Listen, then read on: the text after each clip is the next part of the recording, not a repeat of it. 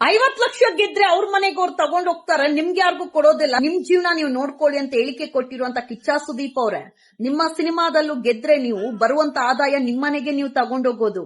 ಇಲ್ಲೂ ಸಹ big boss ಅಲ್ಲಿ ಗೆದ್ದವರು ಅವ್ರ ಮನೆಗೆ ಅವರೇ ತಗೊಂಡೋಗ್ಬೇಕು. ಯಾವೊಬ್ಬ ಅಭಿಮಾನಿನೂ ಸಹ ಏನೇ ಒಂದು ಎಕ್ಸ್ಪೆಕ್ಟೇಷನ್ ಇಟ್ಕೊಂಡು ಒಬ್ಬರಿಗೆ ಬೆಂಬಲಿಸುವಂತ ಕೆಲಸ ಮಾಡೋದಿಲ್ಲ.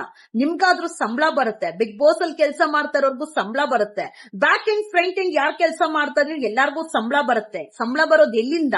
ನಾವೆಲ್ಲಾರು ವೀಕ್ಷಕರು ಬಿಗ್ ಬಾಸ್ ನ ನೋಡ್ತಾ ಇರೋದಕ್ಕೆ, ಕೋಟ್ಯಾಂತರ ಜನರು ನೋಡ್ದೇ ಇರೋರೆಲ್ಲಾರು ಇವತ್ತು ರಿಯಾಲಿಟಿ ಶೋ ನೋಡ್ತಾ ಇರೋದಕ್ಕೆ, ಹೆಚ್ಚು TRP ಗಳಿಸ್ತಾ ಇರೋದು, ಜೊತೆಗೆ ಒಳ್ಳೆ ಕೈ ತುಂಬಾ ಸಂಬಳ ಬರ್ತಾ ಇರೋದು. ಯಾವುದೇ ಎಕ್ಸ್ಪೆಕ್ಟೇಷನ್ ಇದ್ರೆ ಒಬ್ಬ ಕಲೆ ಇರುವಂತ ವ್ಯಕ್ತಿ ಗೆಲ್ಬೇಕು ಅಂತ ಹೇಳಿ ಬೆಂಬಲಿಸೋದಕ್ಕೆ ಆ ಅಭಿಮಾನಕ್ಕೆ ಕೊಡುವಂತ ಮರ್ಯಾದೆ ಏನು ಕಿಚ್ಚ ಸುದೀಪ್ ಅವರೇ? ನೀವು ಅಭಿಮಾನಿಗಳು ನಿಮ್ಮೇಲೆ ಇಕ್ಕಿರುವಂತ ಅಭಿಮಾನಕ್ಕೆ ಜಗಳ ಮಾಡ್ತಾರೆ, ತೇಜೋವಧೆ ಮಾಡ್ತಾರೆ, ಮಾನಹಾನಿ ಮಾಡ್ತಾರೆ, ಕೇಸಸ್ ಹಾಕ್ಸ್ಕೊಳ್ತಾರೆ. ನೀವೆಲ್ಲಾರು ಒಳ್ಳೊಳ್ಳೆ ನಟ ಆಗಿದ್ದೀರಾ ಅಂದ್ರೆ, ನಿಮ್ಮ ಚಿತ್ರ ಸಕ್ಸಸ್ ಆಗಿದೆ ಅಂದ್ರೆ ಅಭಿಮಾನಿಗಳು ಇರೋದ್ರಿಂದಾನೆ.